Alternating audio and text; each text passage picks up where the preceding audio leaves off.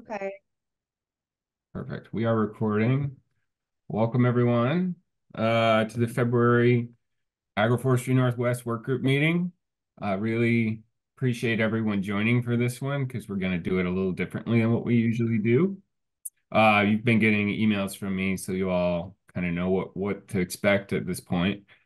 But I just want to say thank you doubly because I was a little worried personally that we were going to scare people off with this idea, and there was going to be like four of us that wanted to share, and then one of those people would take like 20 minutes of it or something, So this is going to be fun. I'm really excited with the turnout and how excited everyone was to share what they're doing. And so we did have, I think, like 15, 16 people sign up to share, which would be about 5 minutes each person. Some people did let me know they can't make it, and I'm not seeing everyone on the list here, so we'll play it by ear a little bit. Um, and if we have time left over and somebody wants to jump in that didn't, tell me they wanted to share, you're more than welcome. So a little bit of housekeeping or logistics, I guess. Everyone has share capabilities. And I know we're all probably super familiar with Zoom at this point, to the point of exhaustion, maybe, but if you're not familiar, all you have to do to share your screen, there's a little green button on your panel. Should be at the bottom, at least it is for me, but I'm the admin on this, so it might look a little bit different. But big green button at the bottom, hits share screen. It's going to bring up a menu, and then you can choose what you want to share from that point, whether it's a PowerPoint or some photos, whatever. And then if you have any issues, we can work it out as it goes or as we go along. So I have the list of folks that wanted to share, and I'm just going to kind of pick them out along as based on who's first on my list, which is Lucas Maurer. Am I saying that right, Lucas? You got it. I'm first up. You're first Oh, up. lucky me. Yeah, kick us off. Right on. My name's Luke, or Lucas, whatever you like, just as long as you spell it with a K. I live in Portland, Oregon. I work for Friends of Zenger Farm, which is a urban farm education nonprofit. Um, I'm interested personally, and have been for a long time. I think I first kind of got turned on to the notion through the world of permaculture and the like, but also through the Agro Innovations podcast, which was, kind of like early days of podcasting and hosted stuff from people using appropriate technology and working with the land, kind of then. And um, listened to a bunch of that, consumed a bunch of media around it, and ended up.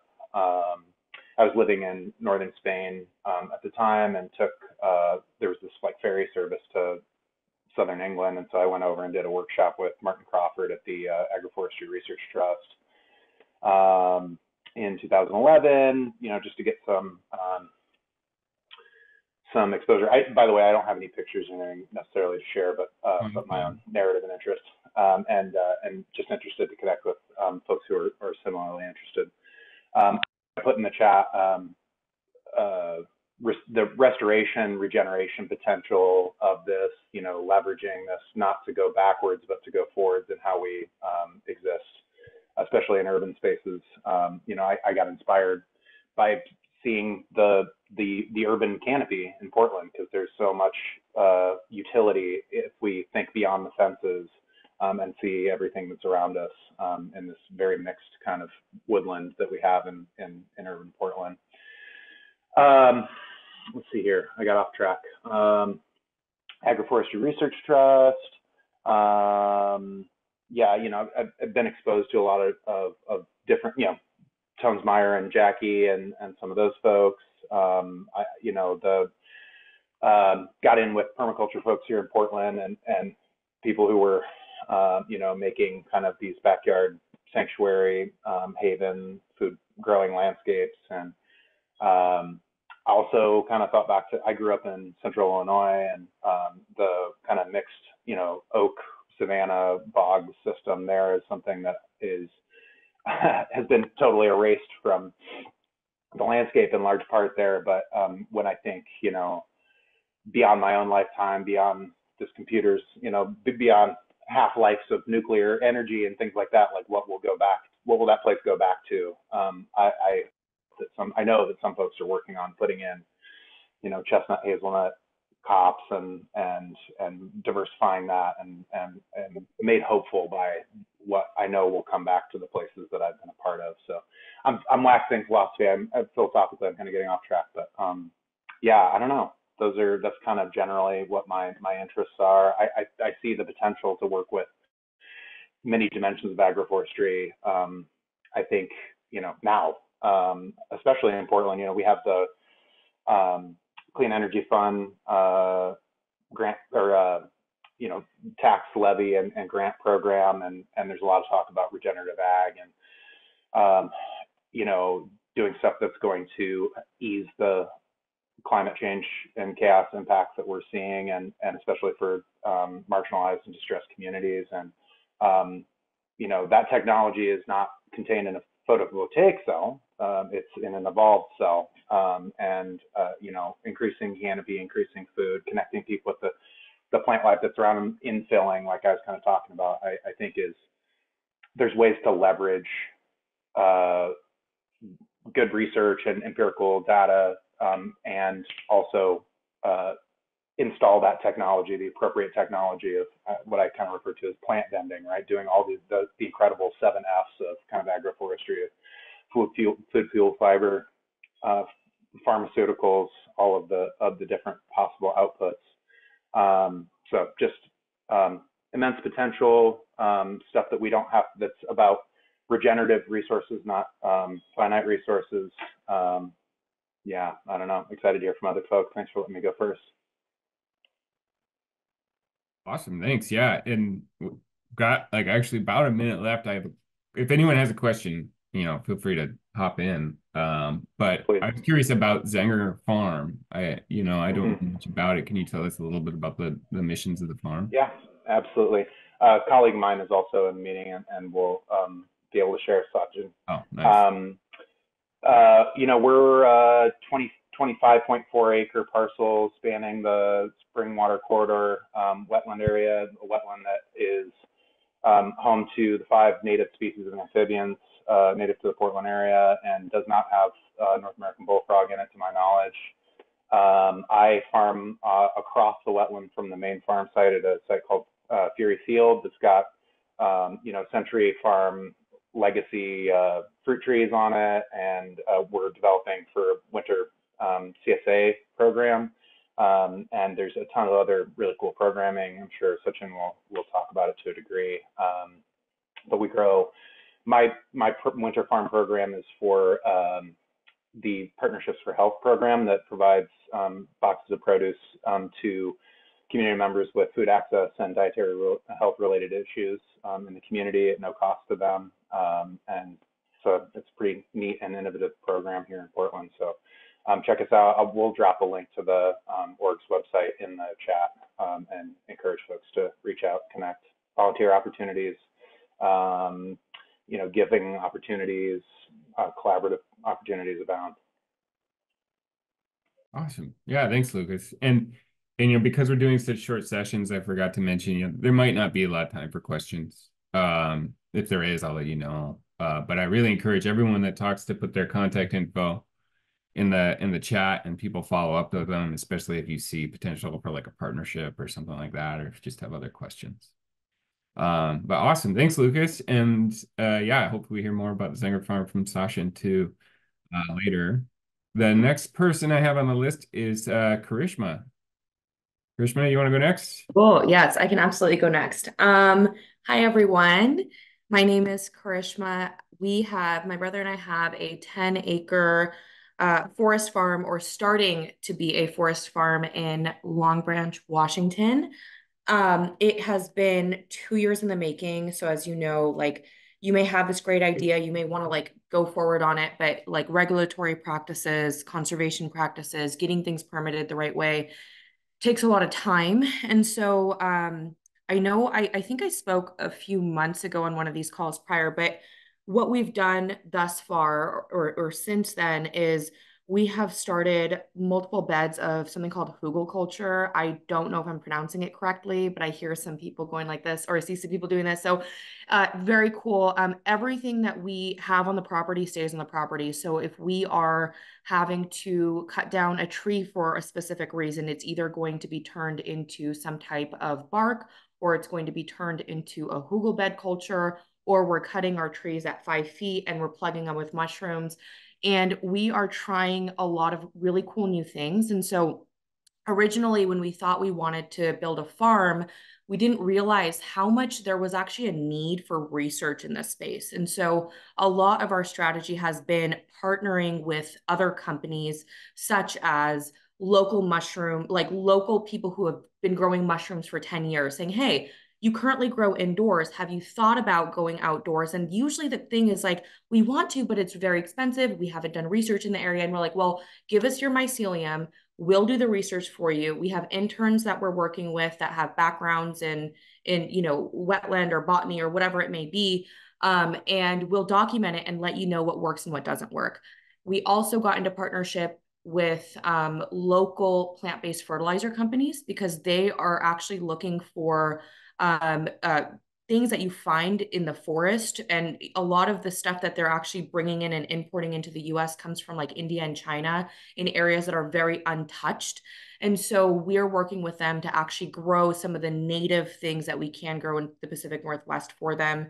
And yeah, so right now, currently, the different types of crops we're looking at are different types of mushrooms. We're doing mushroom logs.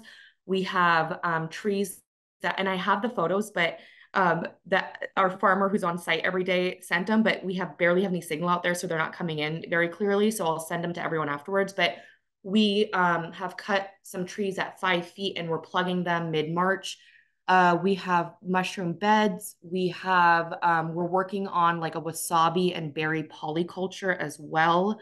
Patrick and I have been working very closely. He taught me how to tap maples. We have a ton of maples on the property, which we'll be tapping. And then Patrick has also been very gracious in sending over, different research from Wazoo of how we can get started in this case. And last but not least, we do have a consultant who is based out of Hawaii.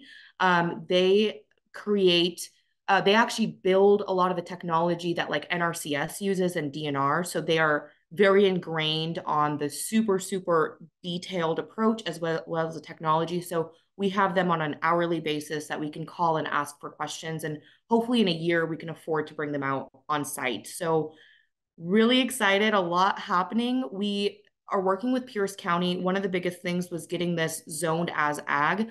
So we actually set precedent in the county of having agroforestry zoned as ag. If anyone needs that proposal, please let me know. We have a lot of research in there. And then from there, we actually had the head honcho from Pierce, who's on top of the ag department, come in and take a look at the property yesterday and basically a smile saying that we're on track. So yeah, just it is Agroforestry X from Hawaii. Yes, Gary, you know them. But yeah, I'll pause here. A little bit of rambling from me, and I see Brandon, you're very close to my property, so we may Yes, become best indeed. friends. Yeah. Yeah. Cool.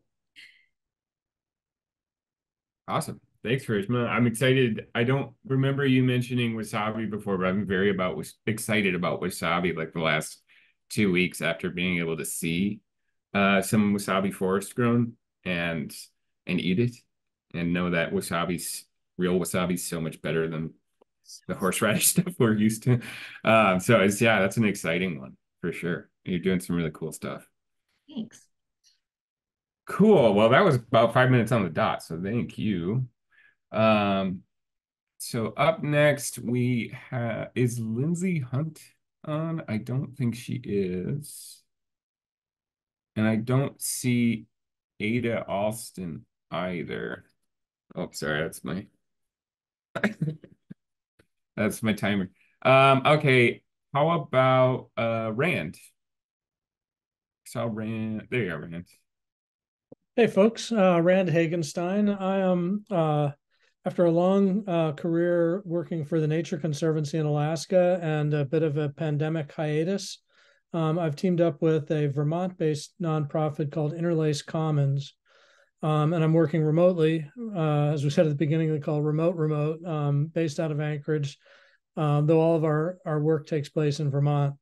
I'm really getting into it from a natural climate solutions perspective, looking at greater opportunities for carbon capture and for resilient land management and resilient agricultural management, with agroforestry as a great part of that solution set.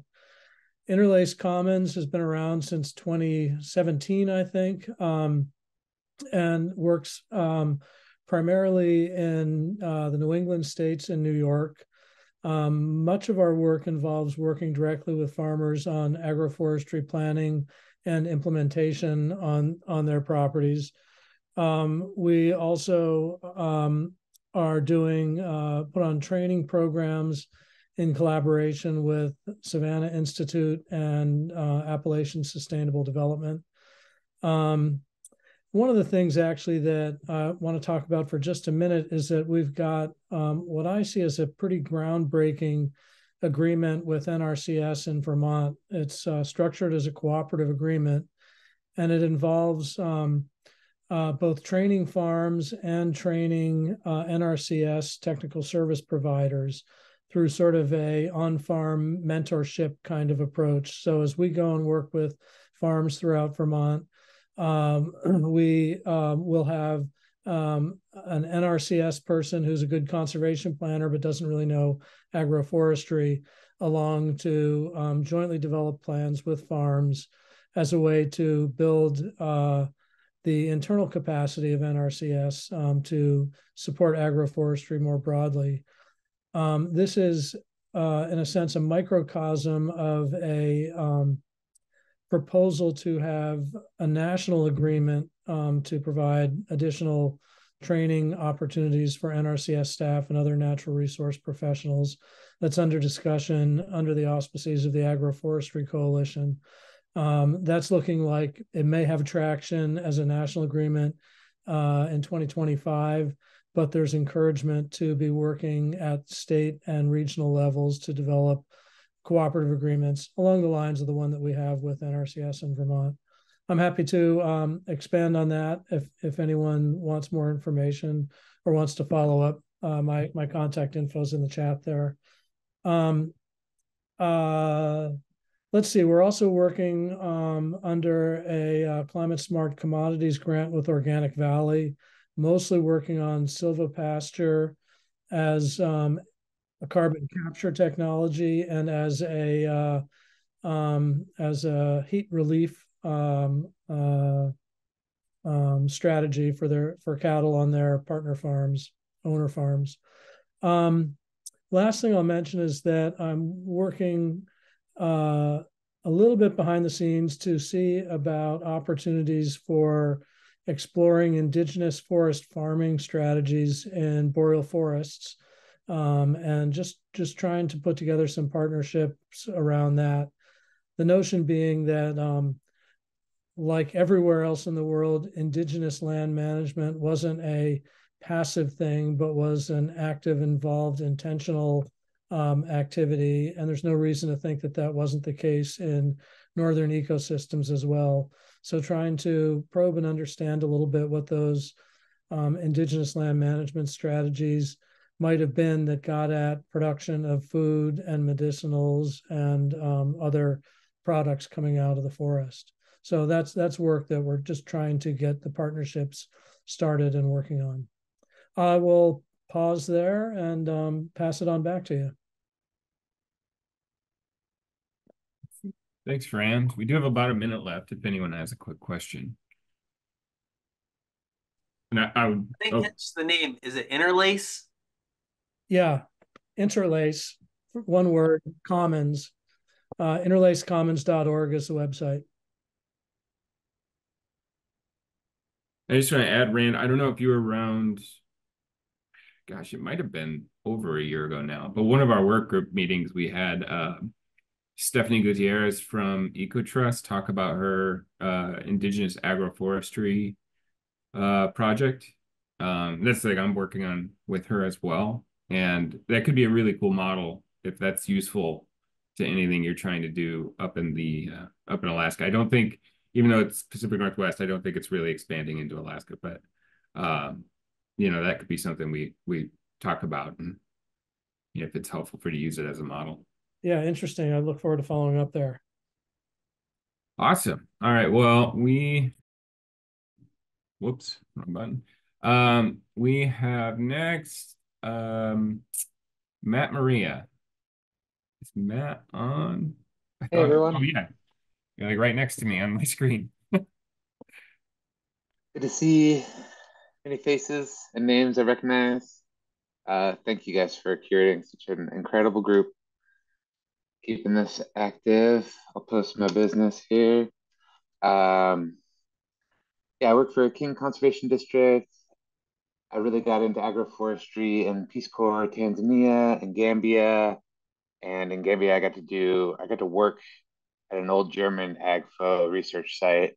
And then we did a bunch of projects, mostly with live fence, taking cuttings from lots and lots of different species and doing different trials of live fence, which was super fun and interesting for keeping livestock in mostly. And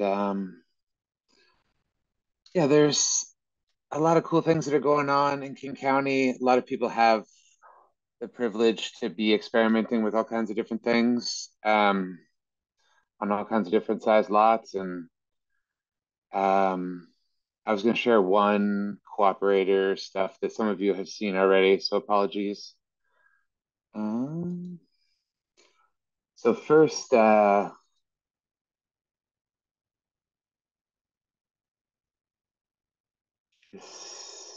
share an article, or not even an article, just like a project that someone did for looks like an undergrad class that I found online. um, Japanese shiitake log hillside stacking. So this person's friend drew this diagram, which I thought was useful, that describes how to stack shiitake or mushroom logs on a steep slope, which is commonly used in Japan because there will be rice production in the valley bottoms and then some steep hillsides where people might utilize shiitake mushroom growth. So this shows this stacking process that kind of maximizes airflow and stability. So this base log is down at the bottom. So you're looking up at the top of the hill, looking down on this. So I thought this was fun that someone drew this all out. But I came across this because of this fella who lives in Redmond, who Mr. Podlowski, here's him with his lion mane mushrooms. But he has been experimenting with this Japanese log stacking, which here's the base logs he used, and then pretty much used the same system as the diagram that I showed up against trees here. And he's mostly just growing for himself and his buddies, but is looking at different options. And that was all I had to share with you guys, really. I guess I might as well mention that I'm doing Hugel mounds too. I've been doing them for 6 years maybe, and I love breaking them open, seeing what they look like inside, and capitalizing on all that heat that they produce and all that water holding capacity. But I've been doing a lot of camas in the mounds that I've produced, and it hasn't been burnt. I was worried about the heat burning the bulbs, but there has not been any issues. They're coming up hot. So feel free to play around with that. But I'll leave it there. Awesome. Thanks, Matt. Yeah, we also have a minute here for some questions. I'm curious, uh could you share that document with Oh the yeah, different logs? I would love to be able to share that out. yeah. Again, it's just I think the link had the college that it's from, but there's not much more information than that. But I'll try and find that. Put in the Yeah, I'd never seen that before.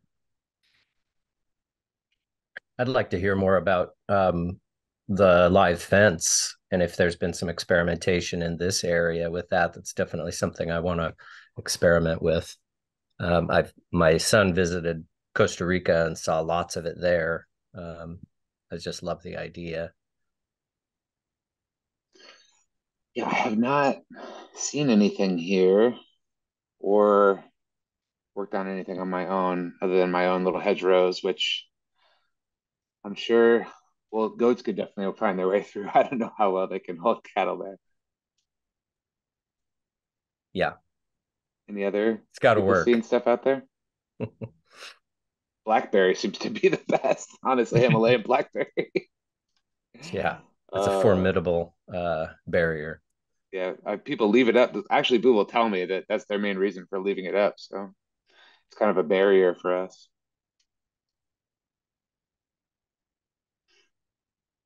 Awesome. Well, thanks, Matt. Appreciate that. Next on the list is Warren, which I saw you before. There you are, Warren. Hey, afternoon, y'all.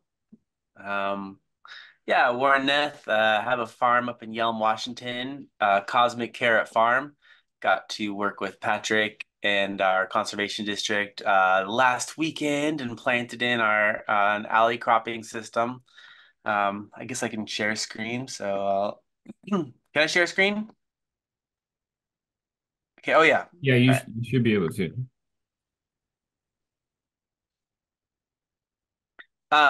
And we planted an alley cropping system that incorporated um, gumi, aronia, and elderberry.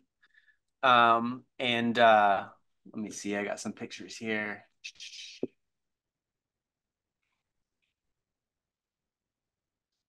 So this is kind of a little diagram put together to show the layout. 48-inch rows. Did some decent decent spacing so I could add in a herbaceous layer between these plantings. Um, it's kind of the larger layout of the field. The red rows are the perennial hedges in the alley cropping system. And the green beds will be using more as annuals, going to be focusing on dry farming techniques in those annual beds. Um, but this is a photo of getting planted out.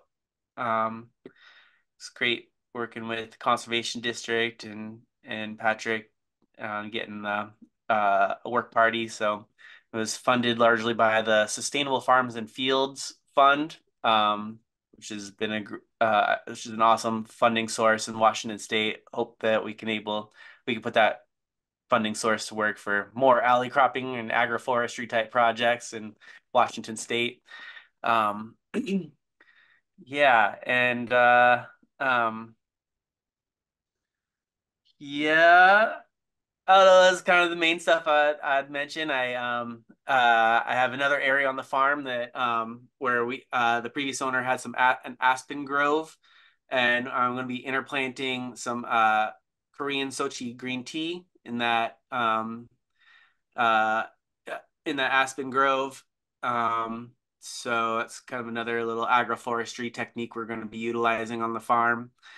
And additionally, my family has a 40-acre piece of land up on the Toutle River in Toutle, Washington, that I've been doing some agroforestry projects, planted in about 15 years ago, a couple hundred chestnuts, walnuts, and hazelnuts. And so those have been kind of growing up, and in a little wetland area, did some live staking of willow in some pattern to have some chinopus kind of grow up over time. That's a long-term strategy. So that's been one that's slowly growing in. Um, So those are some kind of agroforestry strategies I've been playing with. But on the more the day-to-day job, I have a business, Cascadian Praxis, works on more public relations and communications for farms and food projects, and do short supply chain consulting for regional food system development work. So anybody has interest in helping to get out the story of their work, would love to talk to you more about developing public relations strategies. Awesome. Thanks, Warren. And that picture looks excellent. I see you. I think you got rid of all the mulch. I don't see the mulch pile in the back anymore. Yeah. A lot of work. We got a minute if anyone has a question for Warren.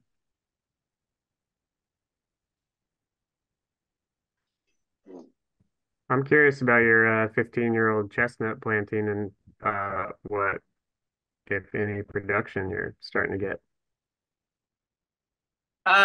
Not too much. I would say one thing that I found in that planting was the chestnuts actually had more success rate than the hazelnuts did. That was kind of a interesting observation. I thought the hazelnuts would have better success rate.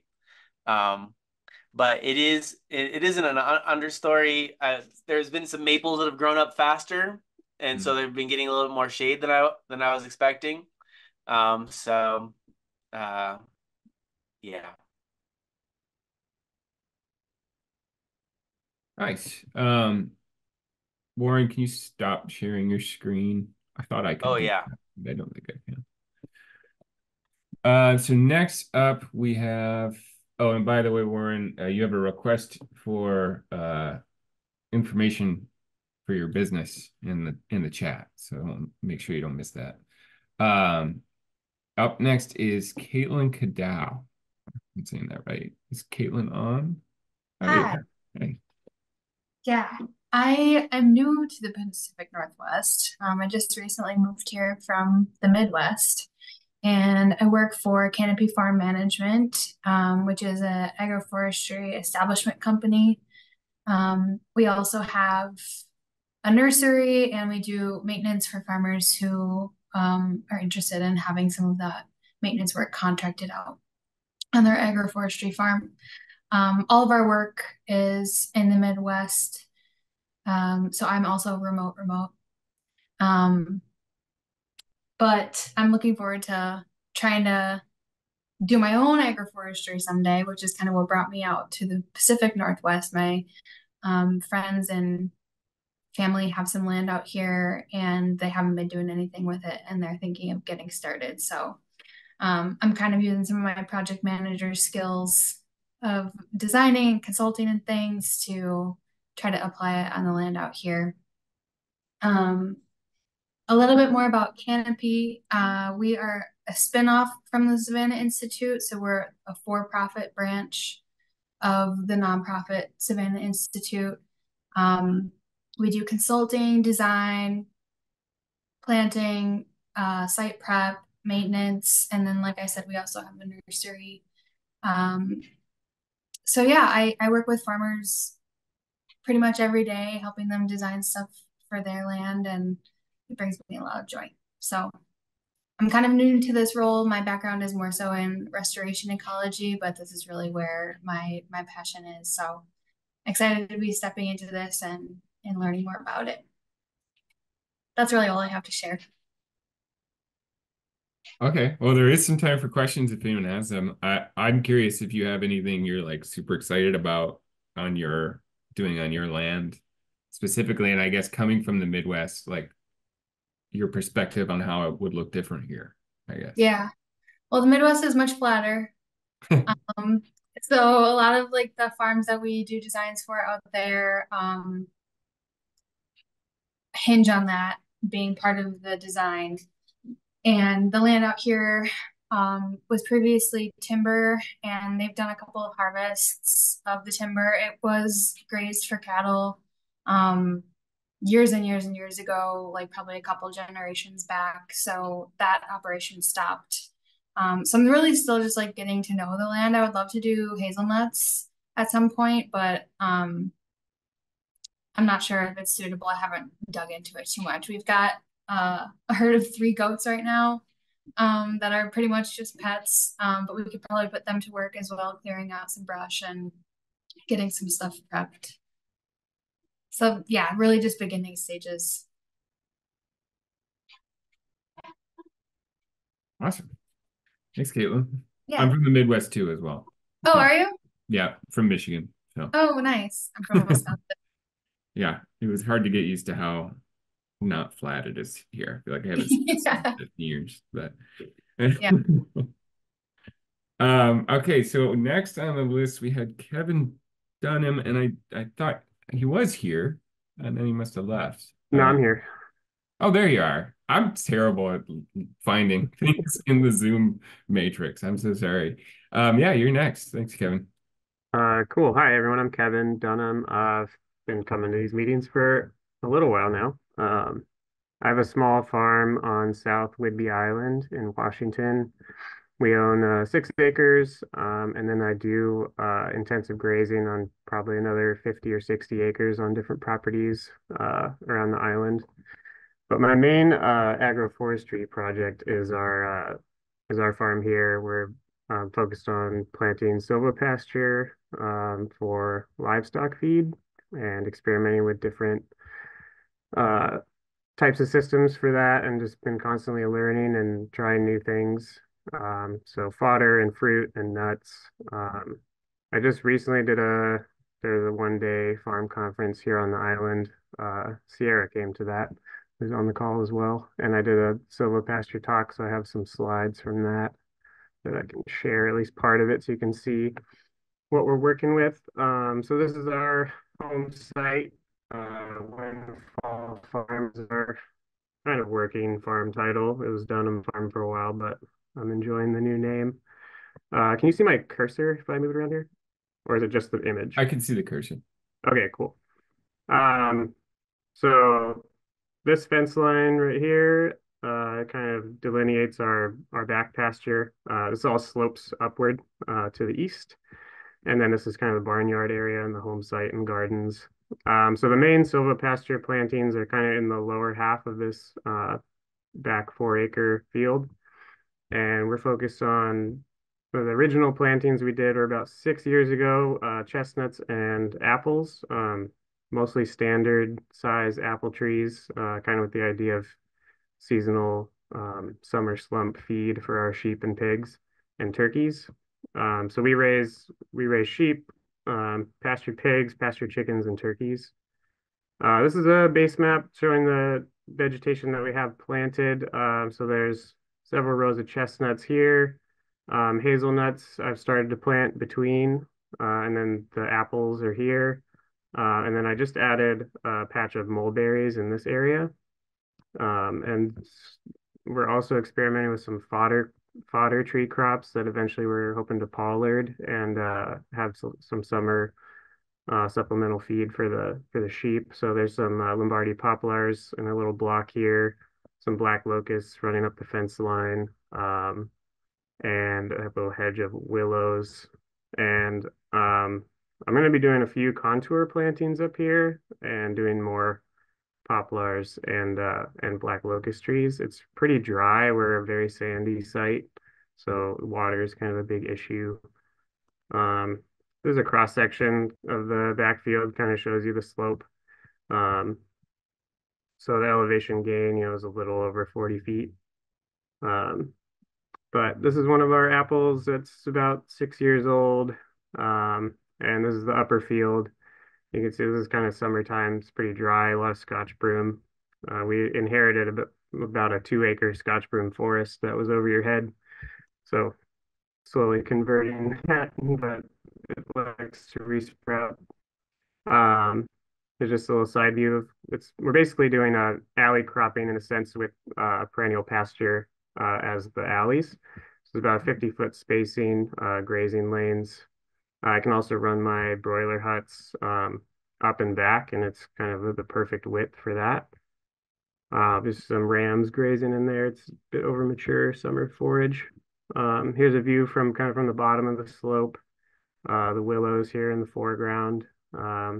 These are the older apples you can see, and then these little grassy patches are kind of smaller chestnuts and hazelnuts. And this is our, we do mobile broiler huts for our pasture chickens, helping fertilize everything. We go right up along the trees, kind of helps with vegetation management and also getting some more fertility. And then we do pastured turkeys as well. Great way to build a market for yourself if you want to do meat is to start with turkeys because almost nobody does pastured turkeys and everybody wants them. It's a really good way to get customers. We got about 100 customers our first year. But they're here cleaning up under the apples. Any extra fruit drop this time of year, they're just pecking away at those. That's what this little group's doing. There's a few apples that rolled off that tree in there. They're getting after it. What is And your here they are. variety there? The white ones. Oh, they're broad-breasted whites. So they're the commercial Cool. breed. Don't give them free choice feed. They'll get too big. So you got to manage kind of their feed intake. But they actually do pretty well out in the field. They eat a lot of grass, and as long as you kind of train them to eat apples when they're young, they'll devour whatever you can get them. And here's them kind of managing the grass in that little poplar block. And then this is our brooder here in the middle. So that's where we brood our young chicks. There's three paddocks outside of that with individual doors that lead into the building. And it's surrounded by trees. This is a frost peach right here. This is a Gravenstein apple, this is a young mulberry. There's a few more apples, persimmon, plum. You can actually see that plum right here. That branch is growing over the top. And all of those were planted 5 years ago. And so they're doing really well with all that young poultry manure growing into kind of a protective canopy eventually, getting fertilized by the chickens. All the rainwater off of this house we collect, and it's provides all the water for the chicks for the whole year. So that's about 250 birds. And then they're also eating all the extra fruit, clean everything up.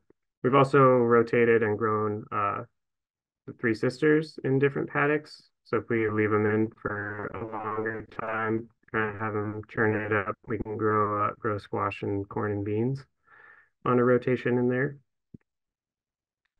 And then down by the road, this actually is an old hydroponic greenhouse system, probably from the, I don't even know, 50s maybe. Maybe 50s, 60s.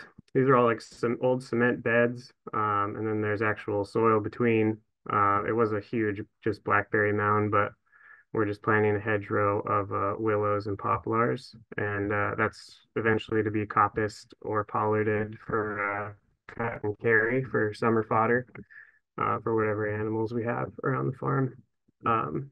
So yeah, just incorporating trees and perennials everywhere possible, harvesting what we want, but also just including, just knowing that we'll have animals around to kind of clean up everything else. So not too worried about overproducing.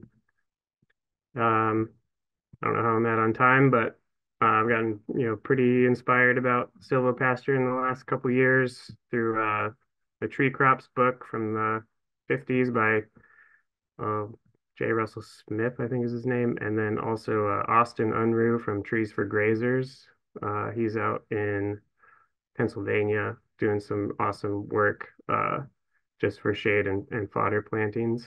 So I'm interested in learning more and hopefully starting to do some more projects on other farms and maybe a consultation and project management side business for silvopasture here on Whidbey. So that's pretty much it. Awesome. Yeah, thanks, Kevin. Appreciate the pictures too. It's really cool to see what you're doing. Yeah, luckily I had just put all that together, so it wasn't any extra work for me. Nice. So Wayne was next. I don't see him, but I do see we have someone that's just iPhone, and I wonder if maybe that's Wayne, but if not, give that a few seconds. Probably not Wayne. We have Darla Klauser. Do you want to share for a little bit? Sure, I can jump on. So I'm Darla Clauser. I work for the Stevens County Conservation District as a farm planner. I work primarily more on the ag side, doing a lot of technical assistance, outreach events, etc. But the where I'm at up here in northeastern Washington, a decent portion of the land is, either converted old forest land or has a huge component of forest land still existing on it. So it's a lot of integrated systems. It's a lot of those kind of multi-use land spaces. So farm planning definitely includes, silvopasturing, silviculture, forest farming, all that good stuff. We do have a couple of big projects that we're working on. One of them that I want to highlight, you guys may have heard of it before, the Vetter Demonstration Farm and Forest. So let me see if I can share screen here. Possibly. So the Vetter Demonstration Farm and Forest is a WSU owned property that was donated to them here a handful of years ago. The Conservation District manages it. We partner with the WSU Extension up here to do, basically it's a community educational facility. It's a 158-acre farm, so we do all sorts of different farming projects on there. If community members are interested in putting a practice on there that they, aren't necessarily ready to dive into themselves, they can come chat with us. We can potentially build a project and kind of give them, some of the tips and tricks for our region, because it's a little bit of a tumultuous climate and area in some senses. So we do we work pretty closely with, let's see if I can change that, Andy Perlyberg from WSU Extension. He manages I'll go back to this one. So this is the full farm map. He manages the forested section, and the Conservation District ultimately manages the rest of the farm, but we do work pretty closely with him with some of the forest stuff. This last year, we worked together with the Sustainable Farms and Fields grant to plant this back section here for the silvopasture alleys and islands. A lot of those didn't survive. It was definitely kind of a last minute planting, but we have funds and are working on replanting it again this year. And then we have a WDFW project where we're actually going to do some this is the Aspen Regen section, the riparian area. We're going to do a bunch of planting out there with them as a demonstration project. I'm working pretty closely with Catherine Hugim of WSU Extension here. We just put in a big SARE grant it's a professional development program grant to look at virtual fencing in kind of a whole farm integrated system, including that silvopasture area and the forested area. So it's going to be, hopefully, fingers crossed, we'll know soon whether or not we get that, but it'll be a really neat opportunity to give folks around here a little bit more of a hands-on demonstration access to looking at, virtual fencing, but also just rotational grazing within those different kinds of systems. We do a lot of events. We do a lot of kind of collaboration with different youth events. We'd run the state forestry contest out of there every second year. Definitely a lot of workshops. We have one where if it's a tractor chainsaw day, so anybody that wants to learn how to come drive a tractor, they can come down and jump on that, and we'll teach them how to do it. Lots of soil health days, forestry days. We try to do multiple components with each event to kind of get people access to the information that they need. So I'm here because this group seems like a really good resource for kind of finding those resources that I can pass along to my landowners and connecting with people about different projects and stuff, pulling in speakers for our different events and just connecting with people with good ideas for cool projects to put on the land out there. So I think that's about it. I do have one of my coworkers, Christina Trahern, is not on the call today, but she will be jumping on hopefully within the next couple of meetings. She's heading up our forest health program, so she's got a lot of really cool projects going on with that as well. Let's see if I can stop sharing screen here. Whoops. Awesome. Thanks, Darla. Andy Perlyberg's my boss, by the way. Oh, nice. And I'm actually, I'm really hoping to get out to the Vetter in June, so it'd be cool to connect. Excellent. So there was a question for you from Julie in the chat. We have about a minute here. She has said, can you say more about the silvopasture alleys and islands? What was the goal with that planting and what didn't go well? So it was essentially, the initial plan was to do, so Andy had a couple of different interns over the last couple of years. The first one kind of planned out the silvopasture planting. The second one helped us install it with Phil Anderson, who was prior DNR, maybe familiar with him as well. But with just the red tape and the churning of the governmental systems, unfortunately, they didn't get planted until about June. So they had been sitting in our cooler for long enough that it was, they weren't, most of them weren't viable at that point. We did get some survivability, I would say probably about 10%. So ultimately, it's still a good educational opportunity to say, hey, this is what we did wrong. Here's, what to avoid in the future. As far as the setup, this or the map that I had showed with that silver pasture alley, there's I think he did 3 different sections of different planting densities and kind of patternation. And again, because there's such a low survival, it will be kind of restructured this year. He's bringing on another intern, so we're going to work with him to kind of get that a little bit more dialed in and hope for the best. Awesome. Thanks, Darla. Good to see some East Side representation too. We don't get a lot. So next was Blaze Sullivan. I don't see you on the participant list, but then keeping in mind there's someone who's listed as iPhone. If that's you, Blaze, now would be your time. Also, after that was Brandon McCrae, who I also don't see. So if either of you are the secret iPhone. I'm here, and I don't think I'm the secret iPhone user. You're I'm here. Sorry. That's Man, okay. I'm really bad at it. Is the iPhone user isn't here? I don't think so. Doesn't seem like it. Yeah. All right. Well, hello, everybody, and thank you, Patrick, for organizing. I'm going to use some slides to keep myself on track.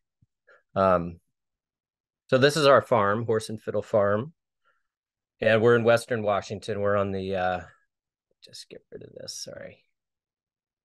We're on the in Pierce County, west of Gig Harbor, on the Key Peninsula, and we bought this 20-acre property in 2020 from previous owners who occupied the property for nearly 50 years. They cleared the pasture. They raised Scottish Highland cows in a continuous grazing system, just a couple of large paddocks. So we're having to work on taking out a lot of barbed wire and a lot of old T-posts and lots of old boundary fencing and replacing it with something that will serve our needs more. So there's where we are on the left, and there's a look at our farm from way above. Some of the characteristics, it's flat to rolling. This is all glacial terrain. So there's kind of a ridge running northeast to southwest across the property. That's glacial sediment. Most of it, this cleared area is 13 acres. Has established, perennial pasture on it. 7 acres approximately is wooded, 20 acres total. There are 4 existing stock ponds that you can see. You guys are able to see my cursor, I assume, in this area here. And so that was nice. We were really excited to see the ponds on the site. Sort of goals, at a high level, we want to, increase the resilience and sustainability of our household as well as our community. We want to be, we moved here to start a farm. Just, for context, I've been a software designer for the last 15 plus years for Microsoft. I'm just on my way out of that. I've been getting excited about farming through permaculture, regenerative agriculture, keyline design, all of these things that I've been filling my head with, and I'm interested in learning and networking and trying out some of these things and starting to build something of a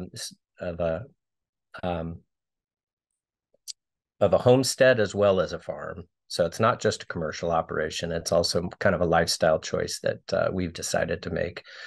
So again, resilience, sustainability. We want to grow, as far as our agroforestry system, food, fiber, fuel, medicine for our family, but it'll produce way more than what we would need. So we would create some targeted enterprises.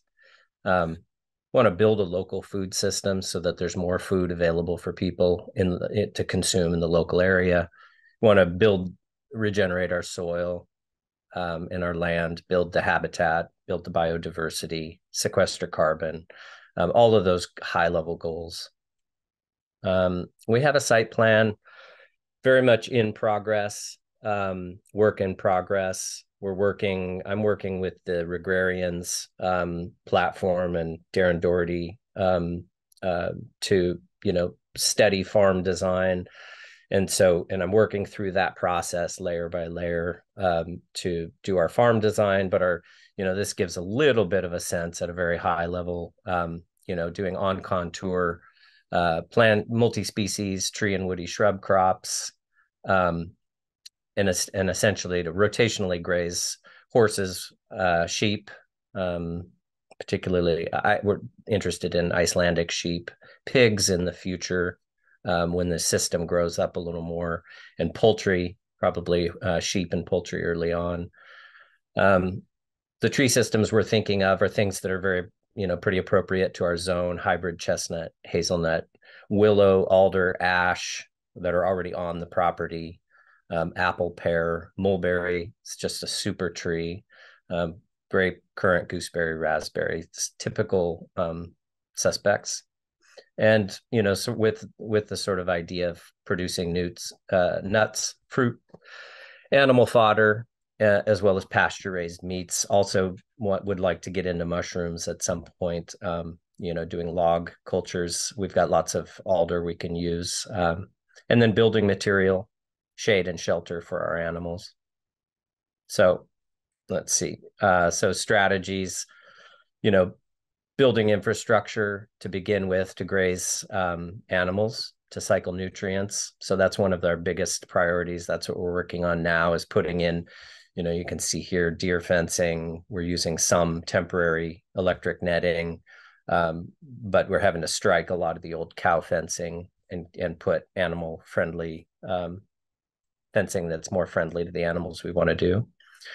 Early goals would be to pasture lamb once we can get some fencing in place, and poultry, and market direct to consumer through CSA, and establish farm to table relationships. As I said, I'm still working full time, just about to be done with that. And so a lot of this I'll be working to get off the ground. I'll be starting to put more time into it soon. And then obviously planting the perennial tree systems, since it has the longest timeline. We want to harvest fruits and nuts for ourselves, and then we also want to use our food animals to harvest the majority of what falls as mast, similar to what Kevin was talking about. And we also want to build some additional dwelling structures to create income stream through tenancy or agritourism. This is my family. That's our team right now, but we'd like to, at some point we'll need to bring on some others. There's just so much work to be done. And things that we're looking for, I've already gotten some tips already. Funding sources. I heard a couple of funding programs that sound interesting. I would love to hear more. Also civil engineering contacts who specialize in farm system implementation, and established farms to visit. I saw that Kevin threw out an invitation there, and that's awesome. And then part-time farmhand, as I said. So yeah, that is what I have. Thank you very much. Really appreciate it. Yeah, thank you, Brandon. Nice slides, nice PowerPoint. I'm excited to see the agritourism element too. Where is my list? So next we had Ryan Swick.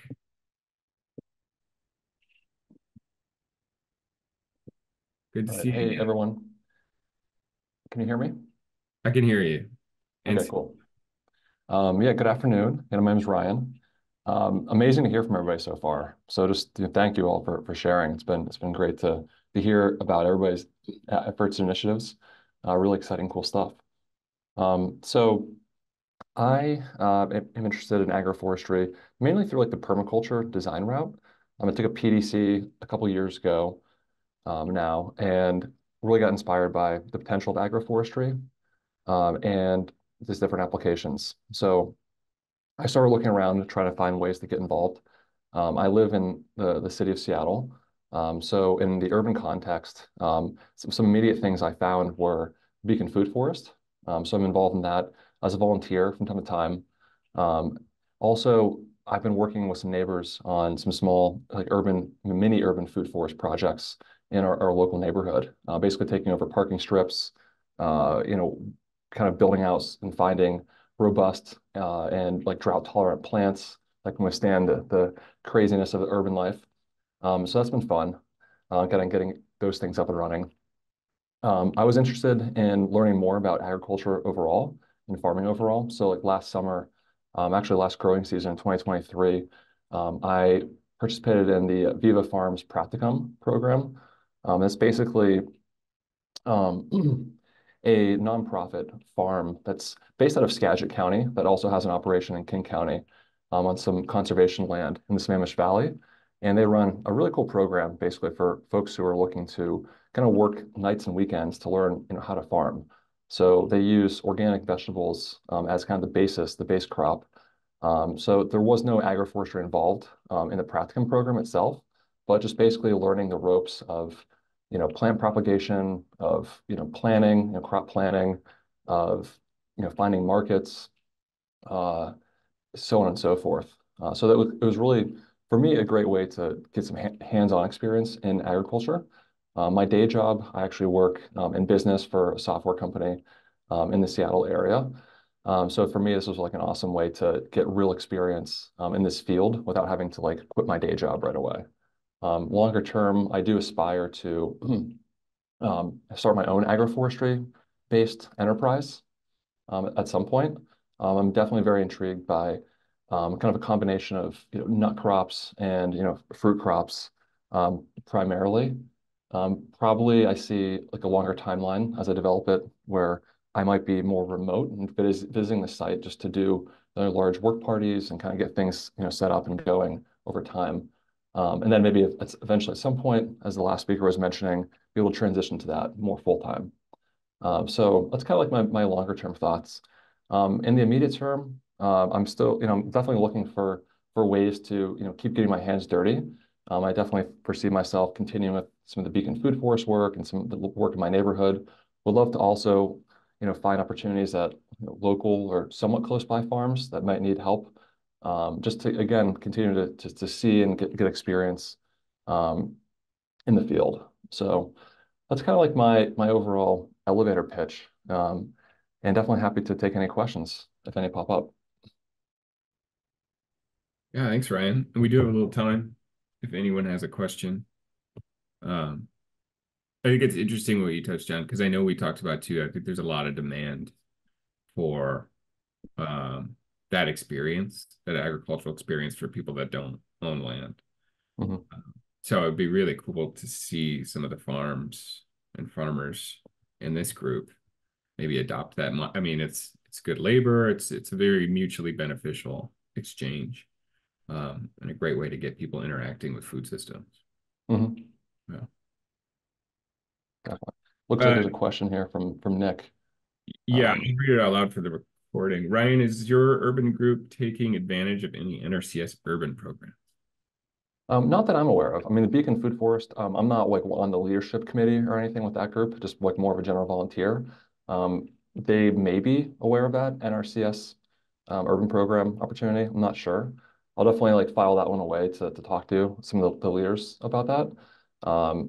In terms of like my little like neighborhood initiative, it's definitely just very much grassroots, very loose, like no formal organization behind it, except from just kind of word of mouth. So yeah, we're not even at that point of like, applying for anything for our small neighborhood group. Nice. All right, thank you, Ryan. Next on the list, we have Lee and Tim. And I don't know if Tim's here, but I see Lee.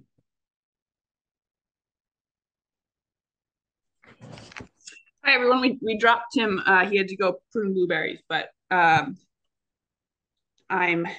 excited to talk with him as well. So my name is Lee, and I am Rodale Institute's perennial system scientist, and exploring agroforestry research sort of across the country. I'm based in Pennsylvania, and actually I'll share a slide. I'll share a presentation and go through a couple slides of it. Can you see it's a PDF? Yep. So Rodale Institute, for those of you who are sort of maybe less familiar with it, it's a research organization focused on the transition to organic. The founders were really into, the idea of organic. And what you might know us for is our farming systems trial, which is the largest or the longest running side-by-side comparison of organic and conventional farming systems. So that was established in 1981, and then skip. We started our vegetable systems trial back in 2016, looking at organic versus conventional vegetable systems. And then last year, starting in 2022, they decided that it was time for Rodale to explore perennial systems. And so that is where I am right now. I am when they hired me, we started our perennial systems research program. And you can see I am based at our headquarters in Kutztown, Pennsylvania, but we also have these regional resource centers. And our newest resource center is in the Pacific Northwest in Skagit Valley. And we are hoping to basically expand our agroforestry research to the Pacific Northwest, focused mostly on organic and regenerative organic certified practices. Rodale also has a strong education and outreach and extension program. And we will skip down to what I am actually studying or interested in studying. Basically, the goal of our agroforestry research program is identifying alternative and next generation crops that require fewer inputs, which enable people to grow them organically, and then develop the tools and resources to promote and facilitate the installation of agroforestry systems. So in Pennsylvania, we're looking at chestnuts and also hazelnuts, Rutgers' newest European hazelnut varieties. And I'd really like to expand this research to include sort of side-by-side multi-regional trials. So anyone who's interested, we're really getting our boots on the ground and trying to move forward with some agroforestry research and extension and education. So be happy to talk further for anyone interested in collaborating or talking more or any of the above. Yeah, that's my 45 slide presentation in 2 minutes. It's impressive. I bet there will be some questions for this. We've got about 2 minutes. Has anybody got questions for Lee? Karishma says she's interested. All right. Yeah. Who needs questions? And we can just say we're interested. Yeah, right. Nice.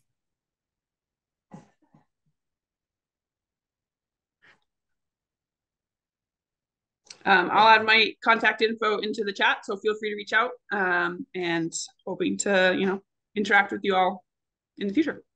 Okay, cool. Well, thank you so much. Appreciate it. Okay, winding down here, we have Sachin. Is Sachin, you still on? There you are. Would you want to? Yeah, sure. 1 second. A few ways to approach this. So maybe I'll start with where I am, what I'm doing right now. So I also work at Zenger Farm, like Lucas, and now as of today, Lucas and I are on the same team. So Zenger Farm, urban educational nonprofit farm in Southeast Portland, Oregon, and we're approaching food justice, community food systems, environmental stewardship, place-based education, nutrition education in a multi-pronged way and across various populations through 3 main programs. One is we have a youth education program working with kids K to 12. That's what I was doing for a year, till yesterday. During the year, school programs, summer camps, open to the public programming, evening programming. Any way we can have kids and families coming out to the farm, we love to have them. There's also a program called CSA Partnerships for Health. Like you can go to your doctor, get a prescription. If you have a lifestyle-related disease, get something heavily subsidized, get a vegetable CSA subscription heavily subsidized or for free. I think it's like a county-funded thing or a state-funded thing. And our farm, Zenger Farm, is a pickup point for, I believe, at least 6 or 7 farms in the area. And we also contribute, I think, about 70 or 80 shares to that. And the last that's most relevant for us today is farm operations. We have about 4-ish acres in production. Lucas knows this better than I do. All organic certified, largely diversified vegetable, some fruit trees, some perennial herbs, that kind of thing. We also have chickens, largely for educational and fun purposes. And we also have an apiary, which is right now 1 hive, and I'm the beekeeper there. And why I'm here, I used to work in India. I used to be a Teacher India fellow. I taught 2nd and 3rd grade.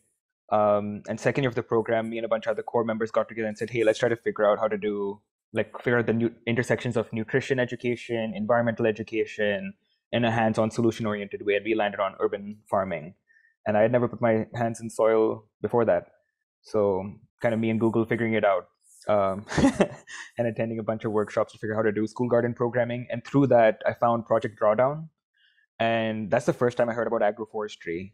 I think it was one of the top 15, like it's like 120 things in total, but like agroforestry showed up as the top 15 way to mitigate carbon emissions. And in fact, not just mitigate, but like reverse it. So that's what kind of incepted it in my head. And from that point on, trying to find as many resources as I can to learn more about it, videos, articles, research papers, all that good stuff. And yeah. And yeah, now that I work a lot more with beginner farmers, especially in like Portland metro area, I'm finding that a lot of them, even so, beginner farmers themselves and beginner farmer development programs, at least in the Portland metro area, are very apprehensive about agroforestry or fruit trees in general. Like unless it's like a single variety orchard of hazelnuts or fruit trees, nobody really wants to touch it.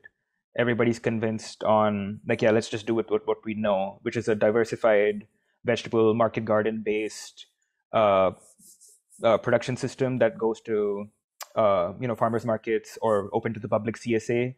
And I'm convinced that that time has passed. It passed maybe 30 years ago. I don't feel like that's a viable model for everyone anymore.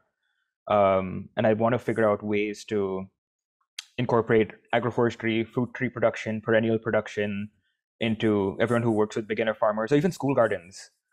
School gardens have access to land for long periods of time. Wouldn't it be cool to have like agroforestry demo farm space? Yeah. And sorry, 1 second. Yeah, and also at Zenger Farm, me and Lucas and a few others were thinking about, having a agroforestry affinity group. Also at Zenger Farm, people are kind of apprehensive about fruit trees generally, and like don't even want to talk about agroforestry. So yeah, putting together like a little affinity group amongst ourselves, try to be like, hey, like let's figure out this agroforestry thing. Let's share each other's visions. And I'm still trying to look for farms or forests in and around Portland metro area that do agroforestry. I haven't found anything yet. So if you happen to know anyone who'd be open to us doing a field trip there just to learn, build coalition, that kind of thing, that would be great. And in fact, I heard about this working group. Oh, also my first time here. I heard about this working group at Small Farm School. And one of the presenters, I can't remember his name, but he said he was part of the working group and he shared a bunch of good stuff with us. Yeah, so I guess, oh yeah, and sorry, one more like background piece. There is a natural beekeeper in Kabul, Missouri. His name is Dr. Leo Shirashkin. He does what is called forest farmed honey. I think something like over 1,000 acres of kind of preserved Ozark forest. And he has like something like 50 hives, and it's for like what he calls forest farmed honey. It's well beyond organic. It's like almost middle of nowhere. There's no phone reception. There's no internet. There's nothing. Just amazing forest and the most delicious honey I've ever tasted. Yeah. So if you all ever have an opportunity to go check him out, it's great. And in fact, what he does is by doing workshops and selling honey, he's able to buy more land in that area and just keep more of that preserved in just forest stewardship. What I'm hoping to do going forward, with Zenger Farm at least, is I want to think of Zenger Farm maybe 3 years down the line as a urban agroforestry education and demonstration farm. We have I don't even know the number, but I feel like there's more than 1,500 people that come through the farm every year throughout different programs. And just for them to at least see, oh, whoa, this is cool, I've never seen this before, and then ask us questions about it, that kind of thing. That's one. And then second, we have an apprenticeship program through farm operations. I'd love to integrate agroforestry education into their apprenticeship education, and maybe somewhere down the line, kind of gradually, not phase out, but gradually focus more on perennial systems rather than annual systems for them to learn. Yeah, and also if it's a demonstration farm in the city, other beginner farmers in the area may be more open to the idea. And if there's a way to fit in like K-12 education, fit agroforestry into K-12 education. I know Savannah Institute does it. They do a STEM training for high school teachers, which is agroforestry based. I spend a lot of time on the Savannah Institute website, and I've been looking for it. I'm wondering if there's a Savannah Institute-like thing here, and I guess this is the place. I'm in the right place. And two last things. I want to figure out how to do tree range chickens. Silvopasture based like chickens. I can't remember the name of the book, but there's this guy who's just like, chickens are jungle fowls. They're meant to be in the trees or around trees. So more than pasture raised, more than free range, definitely, is to do tree range certified chickens. And I'd be really curious to see how the eggs taste, how the meat tastes. And just like, if you taste it, then you're convinced. And on the side, me and my family, we are running a geodesic dome company. Two forms of geodesic domes, bamboo or steel. And the idea is to offer them as like a fancy glamping option, as opposed to a yurt or a tent or a tree house or that kind of, or a storage unit, that kind of thing. Like, you could be a 5-star Airbnb host with these geodesic domes. And I know it takes a while to establish agroforestry systems. So to have an income stream while you're getting established, once it's established, having cool Airbnb experiences to offer to the public. So if anyone is interested in geodesic domes, want to get geodesic dome on your property or your friend's property or something like that, hit me up. Awesome. Thank you. Yes, that's the name of the book. Thank you. That's awesome. And I don't know any farms in the Portland area per se, but there are some in like the Corvallis, Eugene area. We're touring, so we if you want to send me an email, I can send you some information on them. Okay, next up, Jared, do you want to share for a couple minutes? Yeah, I can share, and I'm actually going to share my screen because I made a basic PowerPoint, so I may as well share it.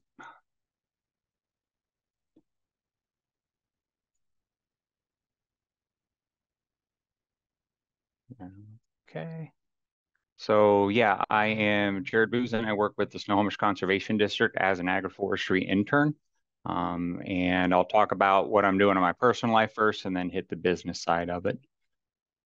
Once this goes up. So my wife and I own a bunch of forested property with a stream and a wetland in it, and it's coho bearing, and they breed here. The juveniles hang out and rear all year long.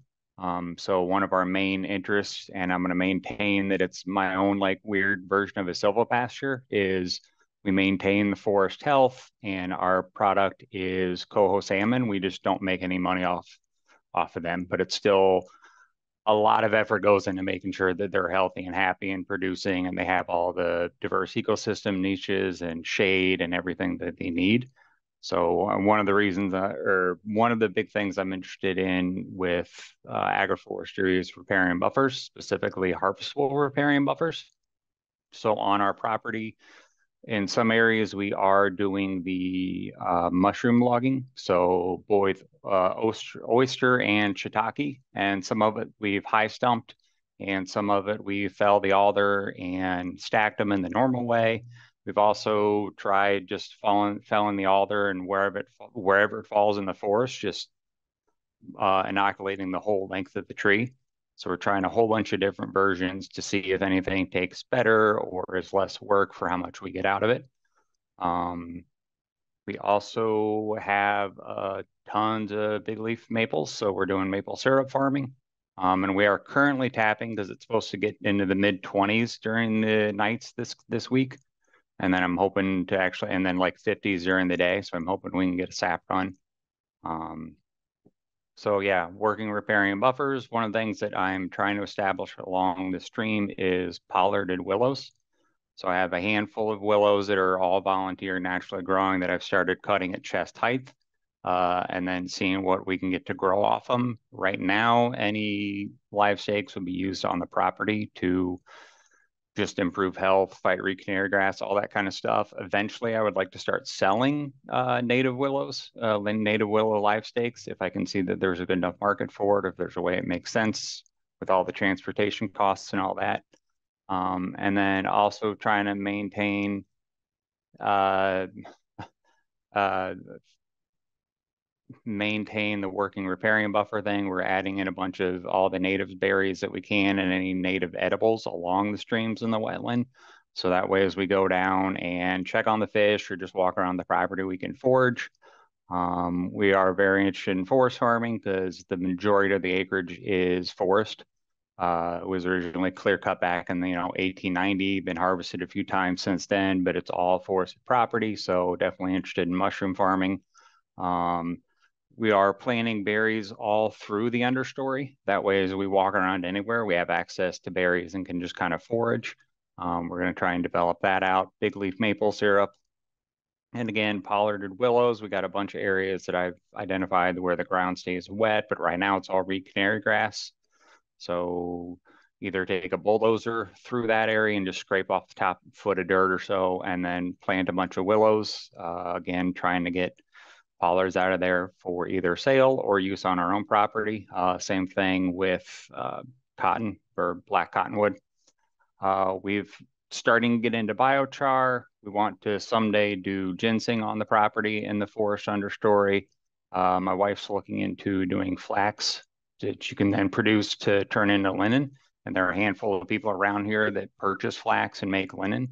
If we do that, it'd probably be some type of alley cropping system with the tree crop would be black cottonwoods, just pollarded, so they never get too high, never start shading out the flax too bad. But then we'd have flax, big leaf, or sorry, black cottonwood, flax, black cottonwood all the way down.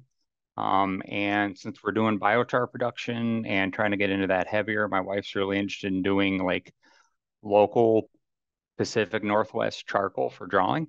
You can compress willow charcoal currently to make drawing charcoal, and then how they get the color gradations, how they get away from black and closer to white is they add clay. And we have huge clay pockets all through the mountain that we're on. So we have local clay, we have local willow, and we can make the biochar on site, and we can start doing the pressing on site. So that's kind of like a long-term thing that we're looking at on the property. Day to day, this is all on the weekend. This is just, whatever I can kind of fit in. And like I said, I work at SCD's Agroforestry intern with Carrie Brosick, and had the pleasure of working with Patrick a whole bunch and a handful of other people on the call, and just trying to do agroforestry education, outreach, technical assistance, trying to spread the good word, mainly with riparian buffers and anything that helps like habitat restoration work. And that's what I'm up to. Awesome. Thank you, Jared. Oh, and I did see their question. Yeah, the cohos, you don't want to eat them by the time they come up to our property. I've talked to one person that has, and they taste horrible. We're 34 miles from the inlet. So they are 34 river miles from the inlet. They are beat up. They look like zombies. They are not in, they haven't eaten since they made it to freshwater. They are not good eating for anybody. Good advice. Yeah. All right, we've got a couple minutes left, Sierra, if you want to go. And then I have one slide I want to share before we close out. Yeah, and I'll be super quick here. Perfect. Sierra Smith, WSU Extension in Thurston County.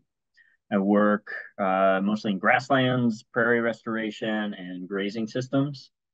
And just got funding, just got word of funding for a really exciting project that I wanted to put out into the world for people to know about. And it's funded by the Department of Defense to increase the climate resiliency of grazed grasslands kind of in the Southwest Washington area. And with that, we're going to improve soil health on 500 acres of grazed grasslands through additions of typical soil amendments, but also biologicals. We're going to convert 300 acres of continuously grazed grasslands to rotational grazing. So we have the money to build the fences, to put in the water systems, and design the system with the ranchers. So this is all on private land. And then most exciting is 100 acres of agroforestry silvopasture installation, and funding to do all of the design, installation, and initial management. I'm working with Agroforestry Northwest on this project. I'm really excited to get these things on the ground. So that's happening, and it's, if you guys know private folks with grassland that they're grazing that might be interested, put them in touch with myself or Patrick or Carrie. So that's all I have to say. Thanks, Sarah. I am also Thurston County only, right? Oh, sorry. Go ahead, Brandon. Thurston County, you said, Sierra? Thurston, Pierce, Lewis, Okay. kind of JBLM as the central hub. I mean, we might be able to justify further afield things. Okay. We're in Pierce, so I'll reach out. Maybe there's a connection there. Awesome. And I misspoke. Ian, I'm sorry, I didn't have you on my RSVP list. Do you want to go ahead? If people, I don't know if people have to hop off, but we have one more, and I guess I must have missed putting it on my list. I would love to hear about what you're doing with the NRCS. So I'm going to say go ahead. I'm going to make the executive decision.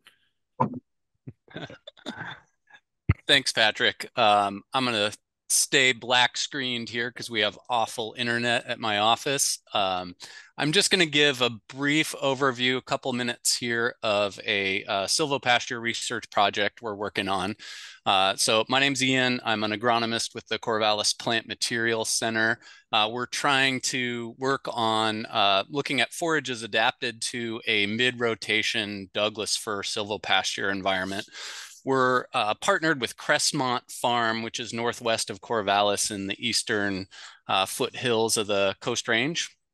And they're a beef and timber operation, several hundred acres of cattle and a couple of thousand almost acres of timber. And working on this with Oregon State University as well. So briefly, what the study is our study site's almost exclusively Doug fir. And we're really interested in the potential landscape scale impact of being able to layer forage production into kind of this industrial timber kind of scenario. Trees are about 30 years old. The stands where our experiments are were thinned 2 years prior to seeding. They have about 60. I'm going to interrupt you. This is Sierra. We're just seeing a black screen. I don't know. Are you sharing slides right now? Oh, shoot. Yeah, I believe I am. I see your cursor, but I just see a black screen. Sorry, I thought you were just waiting. No, yeah, we only see a black screen. Okay, let me try again. Sorry, I guess I'm a little bit too much of a rookie here for this. I'm sure that's not it. There we go. Nice. Okay, so this will just take me a second to go back to the map, I hope. Well, you heard my words. We'll see where this thing takes me. So we're outside of Corvallis. You've got the canopy view, our plot layout. We're looking at blocks on 3 different aspects. So do things perform differently, west, east, south? This stand was thinned 2 years prior to seeding, and then the slash was masticated with a forestry mulcher. And then we went ahead and did 20 single species plots on each one of these blocks, repeated. And planting was done last year in October. Not sure if this is going to advance. There we go. We planted last year in October. Things grew through the winter. Wasn't the greatest fall for establishment weather-wise. And then we did harvests in mid-June of 2023, dried our samples, calculated dry matter production per acre. These are the entries in the study. So we had 9 different grass species, 7 different legumes, and 4 different forbs. And there's a couple of them that are starred. Those are the native species that are in the study, a few grasses, and then 1 native forb, self-heal. And just some pictures of some of the plots near the harvest time. You can see a pretty thin, poor stand of plantain amongst those wood chips on the ground. And then stands of orchard grass and blue wild rye. And that last one is one of our shade-tolerant natives. So what we've learned so far, this is a view kind of across the hillside looking across plots. So you can see those long, thin lines that are the single species plots. This site does appear to be too limiting for legume and forb growth. Everything germinated and started to grow, but production was relatively poor amongst those functional groups. That said, almost all the grass species established and grew, and several of them grew pretty adequately. Of course, biomass was reduced as compared to full sun production. We monitored plots after cutting for regrowth. Regrowth was pretty limited, and certainly less than what we've grown to expect in an open sun environment. And then those 4 species listed there next, annual rye, Festulolium, tall fescue, and orchard grass, sort of your classic forage grasses, and those in that order were the top 4 most productive in this study. And lastly, last slide for you. So where we're going with this, we'll continue the study for a second year. And then the next study I'd like to implement is to assess a similar group of species, but to do this under different canopy covers. So and there's some examples, relatively thin stand up to somewhat similar canopy cover to what we have. And I do think the slash management method and its contribution to forage productivity is a significant thing to consider here.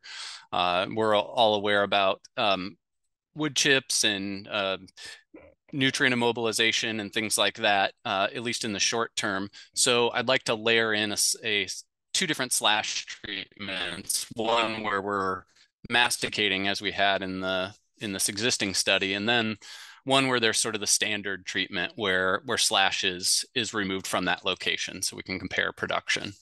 I'll put my email in the chat if anybody wants to talk more, and that's what I got.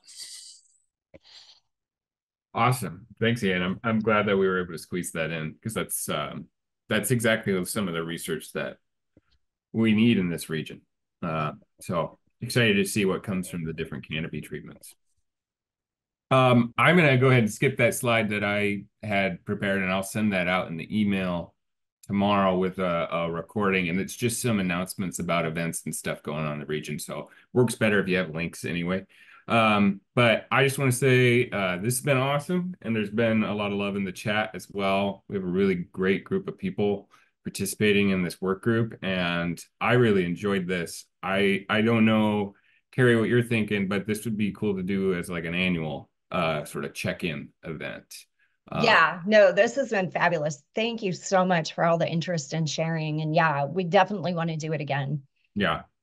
Our next work group meeting, though, April will kind of return back to the format of a guest speaker and then a Q&A discussion time, and that will be with John Munsell from Virginia Tech University to talk about some of his forest farming projects. And John's a really great guy doing some awesome work. So I'll send information about that in the follow-up email. But other than that, I hope you all have a great rest of your day. Happy Valentine's Day, by the way. Thank you, everyone. Yeah. And thank you all. Good stuff. Thank you, Patrick, Carrie.